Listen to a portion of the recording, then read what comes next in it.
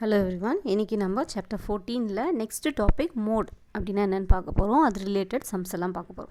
Already நம்ம mean median மோடுன்றது சின்ன கிளாஸ்லேருந்தே படிச்சுட்டே வரோம். மீன் அப்படின்றதுனா என்ன, அதெல்லாமே அதில் என்னென்ன மெத்தட்ஸ் எல்லாமே இதுக்கு முன்னாடி கிளாஸில் பார்த்தோம். இப்போ மோட் பார்க்க போகிறோம். மோட்னா என்ன அப்படின்னு ஹிண்ட்டும் நான் ஆல்ரெடி கொடுத்துருக்கேன். மோட் மீன்ஸ் மோர், எது வந்து மோஸ்ட்டாக அதிகமாக வந்துகிட்டே இருக்கோ, ரிப்பீட்டட் அதிகமாக இருக்கோ, அதுதான் என்னென்னு சொல்லுவோம், மோடுன்னு சொல்லுவோம். ஃபஸ்ட் நார்மலாக ஒரு ப்ராப்ளம் பார்த்துடுவோம். இதுவும் நீங்கள் காப்பி பண்ணணும். Example 4, the wicket taken by a bowler in 10 cricket matches are as follows. இந்த டேட்டாலாம் கொடுத்துட்டாங்க. ஃபைண்ட் த மோட் கேட்டிருக்காங்க. இது நார்மலாக நம்ம போடும்போது எப்படி போடுவோம், இதில் இருக்கிறது எல்லாமே அரேஞ்ச் பண்ணி பார்ப்போம். எது அதிக டைம் ரிப்பீட் ஆகிருக்கோ, நிறைய டைம் வந்திருக்கோ, மோஸ்ட் ஆஃபன் வந்திருக்கோ, மோர் டைம்ஸ் வந்திருக்கோ, அதுதான் என்னென்னு சொல்லுவோம், மோடுன்னு சொல்லுவோம். 2 2 2 எத்தனை டைம்ஸ் வந்திருக்கு, 3 டைம்ஸ் வந்திருக்கு. எதுவுமே இவ்வளோ அதிகமான டைம் வந்ததில்லை. So what is mode, mode is equal to 2 அப்படின்னு ஆன்சர் எழுதிடுவோம். ஏன்னா ரீசன் என்ன, மேக்ஸிமம் டைம் அதுதான் வந்திருக்கு, மேக்ஸிமம் ஃப்ரீக்வன்சி 3 இதுதான் வந்திருக்கு அப்படின்றதால, ஃப்ரீக்வன்சி 3 இருக்குது அப்படின்றதாலன்னு எழுதிடுவோம். ஓகேவா, இதுக்கு ஜஸ்ட் டேரக்ட் ஆன்சர் இதுதான். கிளியர். இது வந்து 1 மாதத்தில் அடிக்கடிக்கு ரிப்பீட்டடாக கேட்கறதுக்கான சான்சஸ் இருக்குது. ஓகே மேம், இங்கே ஒரு டேபிள் கொடுத்துருக்கீங்களே, இது எதுக்கு? இதே சேம் ப்ராப்ளமை இந்த மாதிரி டேபிளாக கொடுத்தும் உங்களுக்கு கொஷினாக கேட்கறதுக்கான சான்சஸ் இருக்குது. ஓகேவா, இந்த டேபிளை கொடுத்துட்டு இப்போ இந்த டேபிளில் எது மோட், எந்த நம்பர் எது வந்து மோட் அப்படின்னு, மோட் ஆஃப் த டேட்டா என்னன்னு கேட்டாங்கன்னா என்ன எழுதுவீங்க? இதில் நீங்கள் கன்ஃபியூஸ் ஆகிடக்கூடாது. நம்பர் ஆஃப் மேட்சஸ் இருக்கு இல்லையா, அதில் ஃப்ரீக்வன்சி எது அதிகம் பாருங்கள், 1 1 3 2 1 1 1 எது அதிகமாக இருக்குது, 3 டைம்ஸ். தட் மீன்ஸ் 3 டைம்ஸ் வந்திருக்கு. எந்த நம்பர் வந்திருக்கு, 2ன்ற நம்பர். அது கிளியர் பண்ணிக்கணுன்றதுக்காக தான் இது கொடுத்துருக்கேன். இதை யூஸ் பண்ணி தான் அடுத்து வர சம்ஸ், அதாவது இது வந்து இப்போ நம்ம கொடுத்துருக்கிறது அன்குரூப்டு டேட்டா. குரூப்டு டேட்டாவாக வரும்போது எப்படி போடணும் அப்படின்றதுக்கு இதை வச்சு தான் போட போகிறோம். ஓகேவா, மோட் அப்படின்னா என்ன, மோடல் கிளாஸ்னால் என்ன, அதெல்லாம் பார்க்க போகிறோம். இப்போ நம்ம எதை வச்சு தான் கண்டுபிடிக்க போகிறோம், ஃப்ரீக்வன்சி வச்சு தான் கண்டுபிடிக்க போகிறோம். எது நமக்கு ஃப்ரீக்வன்சி, இந்த நம்பர் ஆஃப்னு வரும் இல்லையா, நம்பர் ஆஃப் மேட்சஸ்னு வந்திருக்கு இல்லையா, இதுதான் நமக்கு என்னது ஃப்ரீக்வன்சி. இதில் எது மேக்ஸிமம் இருக்கும் அதுதான் மோடோட ஃப்ரீக்வன்சி, அதுதான் மோடல் ஃப்ரீக்வன்சி அப்படின்னு சொல்லி எடுத்து பார்க்க போகிறோம். ஓகேவா, இப்போ ஓரளவுக்கு கிளியராக நார்மலாக ஒரு நம்பர் கொடுத்து மோட் கண்டுபிடிக்க சொன்னால் கண்டுபிடிச்சிடுவீங்க. அதுவே அன்குரூப்டு இல்லாமல் குரூப்டாக கொடுக்கும்போது என்ன பண்ணுறோன்னு பார்க்கலாம். ஸ்டார்ட் பண்ணிடலாமா? மோட் ஆஃப் குரூப்டு டேட்டா, ஏதாச்சும் ஒரு டேட்டா இருக்குது அப்படின்னும் போது நம்மளால் டேரெக்டாக அந்த ஃப்ரீக்வன்சியை வச்சு நம்மளால் கண்டுபிடிக்க முடியாது. அதுக்காக நம்ம என்ன பண்ணுவோம்னா எப்போவுமே மோடல் கிளாஸை கண்டுபிடிப்போம். ஓகேவா, மோடல் கிளாஸ்ன்றது ஒன்றும் இல்லை, class with the maximum frequency. இந்த ஃப்ரீக்வன்சி இருக்கு இல்லையா, இந்த ஃப்ரீக்வன்சி எது வந்து அதிகமாக இருக்குது, இங்கே தான் ஃப்ரீக்வன்சி அதிகமாக இருக்குது. இது வந்து நார்மலாக இருக்குது. இதுவே கிளாஸ் இன்டர்வல் மாதிரி 1 to 2ன்னு கொடுத்துருந்தாங்கன்னா இது என்னன்னு சொல்லுவோம், நம்ம மோடல் ஃப்ரீக்வன்சின்னு சொல்லுவோம். அடுத்த சம்மில் பார்க்கும்போது உங்களுக்கு புரியும். ஓகேவா, மோடல் கிளாஸ்ன்னு சொல்லுவோம். அந்த மோடல் கிளாஸை கண்டுபிடிச்சி அந்த மோடல் கிளாஸை பேஸ் பண்ணி தான் இந்த ஃபார்முலா எல்லாமே பண்ண போகிறோம். எப்படி நமக்கு மீன் கண்டுபிடிக்கிறதுக்கு டிஃப்ரெண்ட் டைப்ஸ் ஆஃப் ஃபார்முலாஸ் இருந்தோம், 3 மெத்தடில் பார்த்தோம். அதே மாதிரி தான் நமக்கு இப்போது மோடுக்கு ஃபார்முலா தனியாக இருக்குது. இந்த ஃபார்முலா யூஸ் பண்ணி தான் கண்டுபிடிக்க போகிறோம். இதில் ஒரே ஒரு மெத்தட் தான், ஒன்லி மீனுக்கு மட்டும்தான் 3 டிஃப்ரெண்ட் மெத்தட்ஸ் பார்க்குறோம். இங்கே மோடுக்கும் மீடியனுக்கும் ஒரே ஒரு ஃபார்முலா தான். இது ரொம்ப ஈஸி. ஜஸ்ட் இந்த ஃபார்முலா மட்டும் ஞாபகம் வச்சுக்கிட்டிங்கன்னா போதும், எந்த கன்ஃபியூஷனுமே கிடையாது. எந்த மெத்தட் யூஸ் பண்ணணும் அதெல்லாம் எதுவுமே ப்ராப்ளம் இல்லை. ஜஸ்ட் இதை வச்சுட்டு மோடல் கிளாஸ்னால் என்னென்னு கண்டுபிடிச்சி இதெல்லாம் கண்டுபிடிச்சிட்டோம்னா போதும். ஓகேவா, mode is equal to L plus bracket பாருங்கள், இந்த இது தனியாக, இந்த L ப்ளஸ்ன்றது தனியாக, அது நல்லா ஞாபகம் வச்சுக்கோங்க. F1 minus F0 R F0 எப்படி சொல்கிறீங்களோ okay, divide 2F1 minus F0 சொன்னாலும் ஓகே, இல்லை F0ன்னு சொன்னாலும் okay, minus F2 multiply H. Already உங்களுக்கு ஹெச்னா என்னன்னு தெரிஞ்சிருக்கும், ஏன்னா நிறைய டைம் பார்த்துட்டோம். Size of the class interval or class size. ஓகேவா, எப்படி வச்சுக்கிட்டாலும் ஓகே. அது என்ன பண்ணுவோம், எப்போவுமே அந்த சைஸ் எவ்வளோன்றது கண்டுபிடிக்கிறது உங்களுக்கு தெரியும், நோ ப்ராப்ளம். இப்போது அடுத்து இங்கே F1 F2லாம் இருக்கே மேம், F0ன்னு வேறு ஒன்று இருக்கே மேம், Lன்னு ஒன்று இருக்கே மேம். L அப்படின்றது ஒன்றும் இல்லை, lower limit of the modal class. For example ஏதோ ஒன்று வந்து மோடல் கிளாஸ்ன்னு கண்டுபிடிச்சிட்டோம். அடுத்து சம் பார்க்கும்போது உங்களுக்கு இன்னும் டீட்டெயிலாக தெரியும். ஃபார் எக்ஸாம்பிள் 2 to 3 அப்படின்றது தான் மோடல் கிளாஸாக கண்டுபிடிச்சிட்டோம். இப்போ இதில் எது அப்பர் லிமிட் எது லோயர் லிமிட்னு உங்களுக்கு தெரியும் இல்லை. First one is lower limit, second one is upper limit, அதில் எதுவும் டவுட் இல்லை. இப்போ இதில் ஃபர்ஸ்ட் ஒன் என்னவா இருக்குது, லோயர் லிமிட். அதுதான் நம்மளுக்கு என்னது, lower limit of the modal class. இதுதான் மோடல் கிளாஸ்ன்னு கண்டுபிடிச்ச பின்னாடி நான் சொல்கிறேன். ஏதோ ஒரு கிளாஸ் இன்டர்வல் கண்டுபிடிச்சிருக்கோம், அந்த கிளாஸ் இன்டர்வல் தான் என்னது மோடல் கிளாஸ்ன்னு கண்டுபிடிச்சிருக்கோம், அதோடைய லோயர் லிமிட். அப்போ L = என்ன, 2. அதில் எதுவும் டவுட் இல்லை. சைஸு ஒன்றும் ப்ராப்ளம் இல்லை. சைஸ்னால் என்ன பண்ணுவோம் நம்ம எப்போவுமே, அப்பர் மைனஸ் லோயர். அப்போ 3 - 2 = 1. இந்த ஃப்ரீக்வன்சிக்கா இந்த கிளாஸ் இன்டர்வலுக்கானதை நான் சொல்லிட்டு இருக்கேன். ஓகேவா? ஸோ ஹைட்டில் ஒன்றும் ப்ராப்ளம் இல்லை. Next F1, F0, F2. இதில் F0 அப்படின்னு இருக்கு இல்லையா, அதையும் F2 அப்படிங்கிறதையும் இதை அரேஞ்ச் பண்ணி பாருங்கள். இப்போது நமக்கு இந்த F1 இப்படி ஞாபகம் வச்சுக்கணும் நல்லா கரெக்டாக. F0 இருக்குது, அது இல்லாமல் நமக்கு என்ன இருக்குது, F1 இருக்குது, F2 இருக்குது. ஓகேவா? F1, F2 எழுதுனா இப்படி தான் எழுதுவோம், 0, 1, 2ன்னு எழுதுவோம். இதில் F1 இருக்கு இல்லையா, அதுதான் வந்து நம்ம மோடல் ஃப்ரீக்வன்சி. ஓகேவா? Frequency of the modal class. நமக்கு ஒரு மோடல் கிளாஸ்னு கண்டுபிடிச்சிருப்போம் இல்லையா, அதோடைய ஃப்ரீக்வன்சி. இப்போ F0ன்றது என்ன இருக்குது, அதுக்கு முன்னாடி இருக்குது. ஆமாவா? Preceding previous. ஓகேவா? முன்னாடி இருக்குது. அப்போ frequency of preceding class. Next என்ன இருக்குது, F2ன்னு இருக்குது. F2 அடுத்து இருக்குது சக்ஸஸ். இப்போது ஃபஸ்ட்டு கிளாஸ் சக்ஸஸ் ஆனால் தானே செகண்ட் கிளாஸுக்கு போவோம். அப்போது அந்த மாதிரி ஹிண்ட் வச்சுக்கோங்க. F2ன்றது என்னது, அதுக்கு அடுத்து இருக்கிறது. ஓகேவா? இதில் பார்க்கும்போது உங்களுக்கு என்னடா அது ஃப்ரீக்வன்சி ப்ரிசீடிங் சக்சீடிங்னு இருக்குது, மோடல் கிளாஸ்ன்னு சொல்கிறாங்க, திடீர்னு கிளாஸ் இன்டர்வல்ன்றாங்க, லோயர் லிமிட்ன்றாங்கன்ற மாதிரி இருக்கும். சம் பார்க்கும்போது உங்களுக்கு ரொம்ப ரொம்ப ஈஸியாக இருக்கும். இது இவ்வளோ ஈஸியாக இருக்கே, பரவாயில்லையே அப்படின்ற மாதிரி இருக்கும். பாருங்கள், ஸ்டார்ட் பண்ணிடலாம். ஃபஸ்ட்டு இந்த சர்வே கொடுத்துட்டு இது பாருங்கள், கிளாஸ் இன்டர்வல் டைப். அது நல்லா ஞாபகம் வச்சுணும். இந்த ஃபார்முலா இந்த மாதிரி கிளாஸ் இன்டர்வல் டைப் வருது இல்லையா, குரூப்டு டேட்டா அப்படின்னாவே இந்த மாதிரி கிளாஸ் இன்டர்வல் டைப். அதுக்கு தான் நம்ம இங்கே பாருங்கள், குரூப்டு டேட்டாக்கான ஃபார்முலா நல்லா ஞாபகம் வச்சுக்கோங்க. இந்த மாதிரி குரூப்பிங் கிளாஸ் இன்டர்வல் கொடுத்துருக்கிறதுக்கு தான் இந்த ஃபார்முலா யூஸ் பண்ணுவோம். அந்த மாதிரி இல்லாமல் நார்மலாக வெறும் நம்பர்ஸ் இருந்தால் டேரெக்டாக நம்ம எப்படி கண்டுபிடிப்போம், மேக்ஸிமம் ஃப்ரீக்வன்சி என்னவோ அதுதான் அப்படின்றத கண்டுபிடிப்போம் இல்லையா, அதே மெத்தட். இதில் மோட் கண்டுபிடிக்க சொல்லியிருக்காங்க. ஃபஸ்ட்டு நம்மளோட ஸ்டெப் 1 என்ன, கீழே கொடுத்துருக்காங்க இல்லையா, நம்பர் ஆஃப் ஃபேமிலிஸ். இதில் இருக்கிறதுல பிக்கஸ்ட்டு நம்பர் எது பாருங்கள், 8. Okay, any doubt in this? Okay, இப்போ இதுக்கு நேராக இருக்கிற கிளாஸ் இன்டர்வல் இருக்கு இல்லையா, அந்த 3 to 5 இருக்கு இல்லையா, அதுதான் நம்மளுடைய மோடல் கிளாஸ். இப்போ ஏதாச்சும் டவுட் இருக்கா? First maximum class frequency is 8. அதுக்கு நேராக இருக்கிற கிளாஸ் இன்டர்வல் 3 to 5. அப்போ நம்மளோட modal class is 3 to 5. No doubt. Next, இப்போ மாடல் கிளாஸ் 3 to 5. அப்போ லோயர் லிமிட் எல்லோட வேல்யூ என்ன, 3.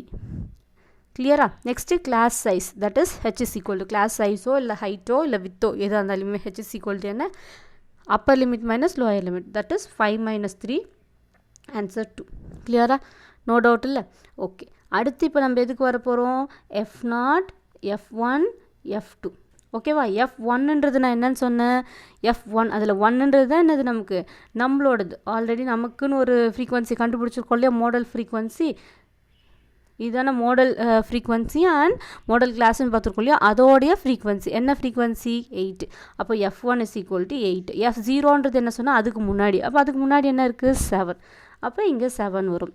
அடுத்து F2ன்றது என்ன, அதுக்கு பின்னாடி இருக்கிறது என்ன இருக்குது, 2. அப்போ ஆன்சர் பாருங்கள், மோடல் கிளாஸோடது என்ன, F1ன்றது 8. நெக்ஸ்ட்டு F0, அதாவது ப்ரிசீடிங் த மாடல் கிளாஸோடது எவ்வளோ ஃப்ரீக்வன்சி, 7 கண்டுபிடிச்சாச்சு. நெக்ஸ்ட்டு F2 சக்சீடிங் என்ன கண்டுபிடிச்சிருக்கோம், 2. கிளியரா? நீங்கள் இது இப்படி எழுதுறதோட இந்த மாதிரி ஆர்டர் பண்ணிக்கிட்டிங்கன்னா உங்களுக்கு இன்னும் ஈஸியாக இருக்கும். நல்லா ஞாபகம் வச்சுக்கோங்க. F1 அப்படின்றது தான் நம்மளோட மாடல். 0ன்றது ப்ரிசீடிங் ப்ரீவியஸாக இருக்கிறது, ப்ரீவியஸ்ன்னு ஞாபகம் வச்சுக்கோங்க. 0 is preceding previous and F2 is என்னது, நமக்கு சக்சீடிங். நல்லா ஞாபகம் வச்சுக்கணும். இந்த வேல்யூஸ் எல்லாம் கண்டுபிடிச்சாச்சு. இதில் ஏதாச்சும் டவுட் இருக்கா, வேல்யூ கண்டுபிடிக்கிறதுல? நீங்கள் மற்றதெல்லாம் கண்டுபிடிச்சிருவீங்க. இந்த F1, F2, F0 இதில் தான் கன்ஃபியூஸ் ஆகுங்க. அதை மட்டும் கொஞ்சம் கிளியராக பார்த்துக்கோங்க. நல்லா மைண்டில் வச்சுக்கோங்க. F1 நம்மளோடது modal frequency. ஓகேவா? F0 ப்ரீசீடிங் ப்ரீவியஸாக இருக்கிறது, F2 சக்சீடிங் நெக்ஸ்ட் இருக்கிறது. ஃபஸ்ட் ஸ்டாண்டர்ட் முடித்தா தான் செகண்ட் ஸ்டாண்டர்ட் போக முடியும். அதனால் நம்மளோடது என்னென்னு முடித்தா தான் அதுக்கு அடுத்து இருக்கிறது போக முடியும். ஓகேவா? கிளியர்? இப்போ ஃபார்முலா எழுதியாச்சு. இதில் ஏதாச்சும் சந்தேகம் இருக்கா? ஃபார்முலாவை எப்படியும் ஒன்று திருப்பி எழுதி பார்த்து மெமரி பண்ணி முடிச்சிடுங்க. L வேல்யூ 3ன்னு கண்டுபிடிச்சோம், எழுதியாச்சு. Plus F1 - F0, 8 - 7 divide 2 × F1, 2 × 8 minus F0ஓட வேல்யூ 7, F2ஓட வேல்யூ மைனஸ் போட்டாச்சு. அடுத்து 2 மல்டிப்ளை 2. இந்த இடத்துல கேல்குலேஷனில் ரொம்ப கேர்ஃபுல்லாக இருக்கணும். நிறைய பேர் இது எல்லாத்தையும் கன்ஃபியூஸ் பண்ணிடுறீங்க. ஓகேவா? ஃபஸ்ட்டு ப்ராக்கெட்டில் இருக்கிறது எப்பயுமே முடிக்க பார்க்கணும். அப்போ தான் எந்த மிஸ்டேக்கும் இல்லாமல் இருக்கும். அதே மாதிரி 2 × 8 இதுக்கு மட்டும்தான், இது எல்லாத்துக்கும் சேர்த்து மல்டிப்ளை பண்ணிடக்கூடாது. இது எப்படி கேல்குலேஷன் நான் இங்கே தனியாக போட்டு காட்டுறேன். 3 + 8 - 7 என்ன வரும், 1 டிவைட் 2 8s are 16 மைனஸ் பாருங்கள், இது ரெண்டுமே same sign, -7 minus 2. Same sign means add பண்ணும், but answer will be in negative. 7, 2. என்ன வரும்? minus 9 வரும். மல்டிப்ளை 2 இருக்குது, அதை மறந்துடக்கூடாது, அது அப்படியே தான் இருக்குது. ஓகேவா? 16 மைனஸ் 9ஓட வேல்யூ என்ன வரும்? 7. ஆமாவா? கரெக்டாக? அப்போ இது இங்கே டிவைட் 1 தான் இருக்குதுன்னு அர்த்தம். இங்கே மல்டிப்ளை 2னும் போது நியூமரேட்டரில் போயிடும். அப்போ ஆட்டோமேட்டிக்காக என்ன ஆகிடும்? 2/7 ஆகிடும். அப்போ இங்கே 3 இருக்குது, இங்கே 2/7 இருக்குது. பாருங்கள், அடுத்த ஸ்டெப் அதுதான் வந்திருக்கா? 3 + 2/7. நீங்கள் வேணால் அடுத்த ஸ்டெப் இங்கே ஈக்குவல் டு போட்டு கூட எழுதிக்கலாம். 3 + 2/7. நெக்ஸ்ட்டு இந்த 2/7 டெசிமல் வேல்யூ கண்டுபிடிச்சாலும் ஓகே, இல்லைமா நாங்கள் எல்சிஎம் எடுத்து எழுதிட்டு அதுக்கப்புறம் ஸ்டெப் போடுறோம் அப்படின்னு போட்டாலும் ஓகே. ரெண்டுத்தில் எந்த மெத்தட் பண்ணாலும் உங்களுக்கு ஆன்சர் வந்துடும். 3.286. 2/7ஓடது அப்படியே நீங்கள் டிவைட் பண்ணி டெசிமல் வேல்யூ கண்டுபிடிச்சிட்டு போட்டிங்கன்னா 0.286 வரும். ஆட் பண்ணி போட்டுக்கலாம். இல்லை மேம் எல்சிஎம் எடுக்கிறோம், 3 7s 21 போட்டு 21 + 2 23/7 வரும். 23/7க்கு வேல்யூ கண்டுபிடிச்சி போட்டாலும் okay. Therefore the mode of the data above is 3.286. கிளியரா? நெக்ஸ்ட் போயிடலாமா? Next exercise 14.2 question number 1. Question number 1ல் பாருங்கள், எல்லாம் நார்மல் அதே மாதிரி தான் டேட்டா கொடுத்துருக்காங்க. இந்த ஃபஸ்ட்டு நம்ம மீன் பார்த்தோம் இல்லையா, அதில் பார்த்திங்கன்னா ஒன்லி மீன் மட்டும் கண்டுபிடிக்கிற மாதிரி கேட்டிருந்தாங்க. பட் இந்த மோடோ மீடியனோ வர வர என்ன பண்ணுவாங்கன்னா 2 சேர்த்து கண்டுபிடிங்க, 3 சேர்த்து கண்டுபிடிங்க, 3த்தையும் கம்பேர் பண்ணுங்கள். இந்த மாதிரி கொஷின்ஸ் நிறைய ரிப்பீட் ஆகி வரும். இது எல்லாமே இம்பார்ட்டன்ட் 4 மார்க்ஸில் வரும். ஓகேவா? ஃபைண்ட் மோட் அண்ட் மீன். மோடும் கண்டுபிடிக்கணும், மீனும் கண்டுபிடிக்கணும். Compare and interpret the 2 measure of central tendency. கண்டுபிடிச்சிட்டு ரெண்டையும் கம்பேர் பண்ணி பாருங்கள் எப்படி இருக்குது அப்படின்னு சொல்லி கேட்டிருக்காங்க. ஃபஸ்ட்டு நீங்கள் மோட் கண்டுபிடிச்சிட்டு அப்புறம் மீன் போனாலும் ஓகே, இல்லை மீன் கண்டுபிடிச்சிட்டு மோட் போனாலும் ஓகே. ஓகேவா? ஸ்டார்ட் பண்ணிடலாம். ஃபஸ்ட்டு கொடுத்துருக்குற டேட்டாவை பாருங்கள். ஏஜ் இங்கே கொடுத்துருக்குறது அப்படியே எழுதியாச்சு. இந்த ஃப்ரீக்வன்சி கொடுத்துருக்கிறது அப்படியே எழுதியாச்சு. நான் ஃபஸ்ட்டு மீன் கண்டுபிடிச்சிடுறேன். மீனில் எப்பயுமே என்ன பண்ணுவோம்? சிக்மா எஃப்ஐ, எந்த மெத்தட் யூஸ் பண்ணாலும் சிக்மா எஃப்ஐயை கண்டுபிடிச்சி எழுதியாச்சு. நெக்ஸ்ட் என்ன பண்ணுவோம்? கிளாஸ் இன்டர்வல்ஸை என்னவா மாற்றிடணும்? கிளாஸ் மார்க்காக மாற்றிடணும். அப்போ upper minus lower divide upper plus lower divide 2 ஆகிடுச்சு. அப்போது 15 + 5 divide 2, 20/2 = 10. இது எல்லாமே பாருங்கள் கால்குலேட் பண்ணால் 10, 20, 30, 40, 50, 60 கிடச்சாச்சு. நெக்ஸ்ட்டு டிஐ கண்டுபிடிக்கிறோம். டிஐக்கு என்ன ஃபார்மில்? xi மைனஸ் ஏ. இந்த இடத்துல ஏன்றது என்ன? அஷ்யூம்டு மீன். எத்தனை வேல்யூஸ் இருக்குது? 6 வேல்யூஸ் இருக்குது. 6 வேல்யூஸ் இருக்கும்போது நம்ம எப்போ எதை எடுப்போம்? தேர்டாக இருப்போம். நீங்கள் 4th எடுத்து போட்டாலும் கரெக்டான ஆன்சர் வரும். இப்போ தேர்ட் ஒன்னாக இருக்குது ஏ வேல்யூ என்ன? 30. அதுதான் இங்கே டேரெக்டாக 13 எழுதியாச்சு. அப்போ 10 - 30, 20 - 30, 10 - 30 -20 அடுத்து பாருங்கள் -10, 0, 10, 20, 30 வேல்யூ வந்தாச்சு.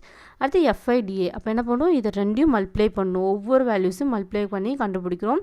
ஃபைனலாக என்ன கண்டுபிடிக்கணும்? சிக்மா எஃப்ஐடிஏ வேல்யூ கண்டுபிடிக்கணும். கண்டுபிடிச்சாச்சு. இப்போ நமக்கு தேவையான வேல்யூஸ் எல்லாமே கண்டுபிடிச்சி முடிச்சாச்சு. ஃபார்முலாஸ் போயிடலாம். ஓகே, சிக்மா எஃப்ஐயோட வேல்யூ சிக்மா எஃப்ஐடியோட வேல்யூ 430 கிடச்சிருக்கு.